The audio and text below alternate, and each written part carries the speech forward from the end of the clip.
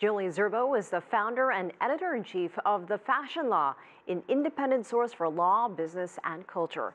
And I asked her how luxury fashion brands are targeting Chinese consumers.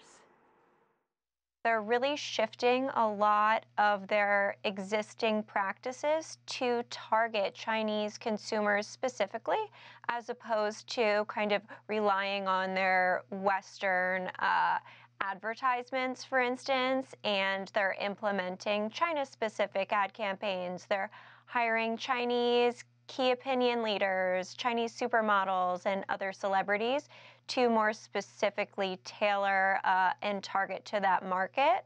They're staging runway shows in China. Coach, for instance, just staged a runway show there last month. And they're also designing garments and accessories specifically for the Chinese market, as opposed to, relying on their existing Western products. And what do you think has really spurred Chinese consumers' interest in foreign and luxury fashion brands? You go to any big or even mid-sized city in China nowadays, and you see that there are these huge stores in pretty valuable real estate.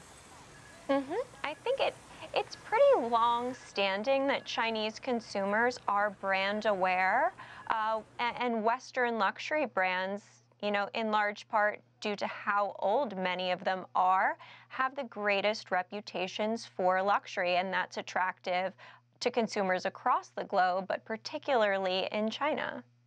You mentioned advertising. Are we already seeing the focus on China shifting away from the United States and other Western countries and spending more money in the East? Yes, I mean, luxury brands in particular are devoted more than any other brand and spending in China when it comes to digital marketing.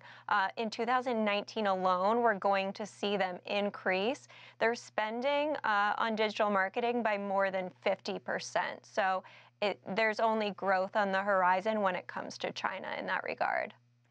On the other hand, recently we've seen some missteps when it comes to advertising, a recent boycott of Dolce & Gabbana. There's still a little bit to be learned here, right? There absolutely is. Luxury brands are kind of lagging behind in terms of their worldliness in this sense. They're used to focusing almost exclusively on the Western market, and as they, expand more in the East, they have to be cognizant of the differences in culture. We've seen a few Chinese designers at big runway shows, New York Fashion Week, for example. What do Chinese designers and domestic fashion brands need to do to compete with some of these more mainstream foreign labels? Or are they already? I think that what they really need is time. That's the one thing that they really do not have on their side. Louis Vuitton, Chanel, these brands have been around for more than 200 years. China designers are making strides in terms of creativity, but in terms of time alone, they need a lot more of it. Julie Zerbo, thank you so much for joining us from New York. My pleasure.